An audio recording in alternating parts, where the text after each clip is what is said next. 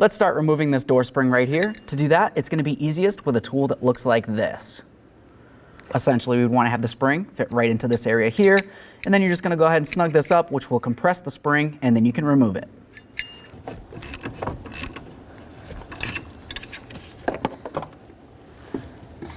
All right, let's get this right out of here and remove the tension.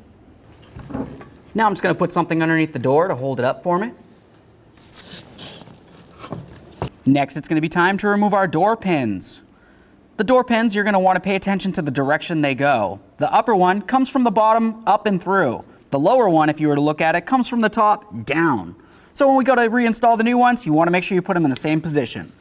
Now on this top part right here, you're going to find a little clip that sits along the top. We're just going to try to get underneath that and peel it away.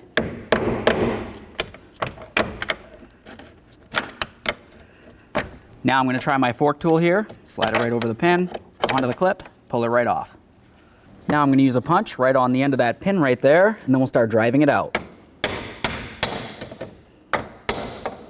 Okay, now we can go ahead and try to get this pin right out of here. We'll just slide it down.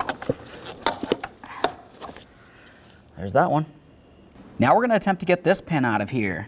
To do that, I want to try to separate this area enough so I can get in there and grind that away. With the door separated as far as possible, the next thing we want to do is try to knock off the top area of that pin right there. You can use a punch, a chisel, whatever you've got, just make it happen. All right, there's that one. Next, we're going to remove our lower pin right here. When you remove this, the only thing that holds the door to the truck itself is your wiring. So you don't want to obviously put a tug on your wiring or damage it in any way. Make sure that you have some support underneath it, and also make sure you have support on one side of it so hopefully the door can lean and not necessarily fall down and hit the ground. Now to remove this lower pin right here, we're going to do the same thing as we did on the upper pin. This one, on the other hand, comes from the top, goes through to the bottom, so on the bottom is where our clip's going to be. Go ahead and pry it off of there. All right, there's that clip. Let's hold onto the pair of these, set them aside. Now let's drive this up and out.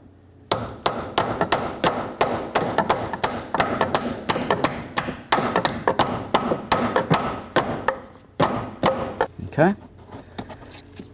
Let's get this pin up and out of here.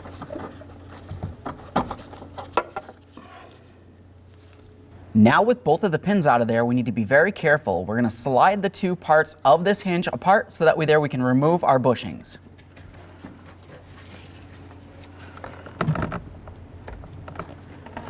There we are. Now at this point I have access to this one. I'll drive it up and out. This one right here, we're going to drive it down and out, and then we'll do the same for the lower hinge as well. Get this up on there.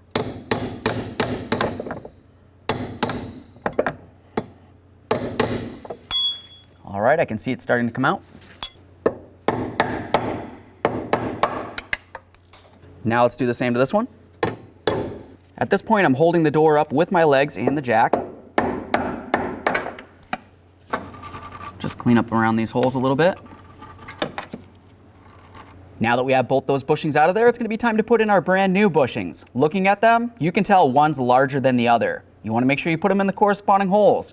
For this one in particular, we're going to have our top bushing, that's going to be the smaller one, and then the lower bushing for the upper hinge is going to be the larger one.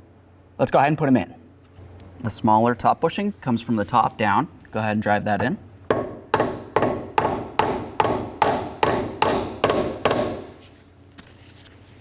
The larger bushing comes from the bottom up. Line that up.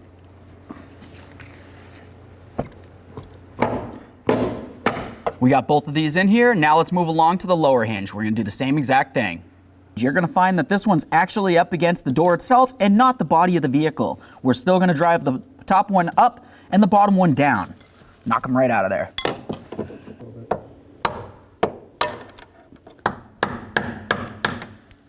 Let's do these bushings. Start with the larger one. That's going to go up along the top right here, starting from the top down. Do the lower one from the bottom up. There it is. Okay, with the door still hanging away from the body itself, let's continue on with our door check pin. I'm just going to carefully slide this up and through here, line it up with the top hole. Try to press it up as much as possible to get those splines to start, and then we're going to carefully drive this up. When we do it, we want to be very careful not to hit up against this and potentially damage it. Use a brass punch. You can see it coming up through the top.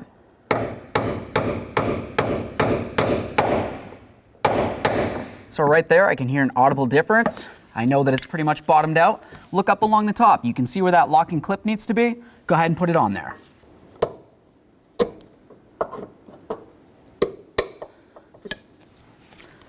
Inspect it, make sure it's completely latched on there. Now we're going to put the door back up on here. For the upper hinge, we want to make sure that the outer part right here where the door is fits along the outer portion of the inside hinge right here. For the lower part though, we're going to have it in the opposite direction, so I want to have the door part of the hinge on the inside of the body part of the hinge. Let's carefully line this up. Let's take this top hinge pin, start from the bottom and make our way up.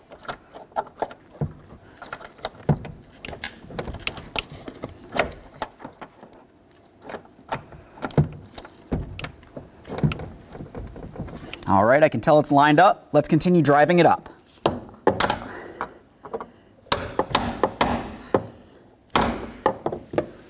Now let's take our locking clip, slide it over that, and lock it in. Gently tap this down. A little more.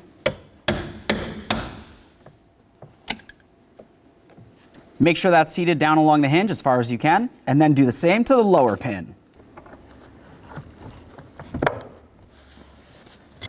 If this fell out of your door, just go ahead and slide it in there. It's going to help protect your wiring. Once we do that, we're going to carefully tighten this up. At all times, you want to make sure that you have this aiming away from your face, never towards your face. I compress this as much as possible. Now I'm just going to carefully put this into where it belongs. Now that it's in position, let's go ahead and release that pressure. All right. Now I can remove my tool. Let's get ready to close the door and make sure everything functions properly. So now I'm just going to test this. I'm going to lightly try to push on it, and I can feel some resistance right there. The spring's going to release it, and then it's going to go to the next step. It feels like it wants to stop right there. Let's give it a little push.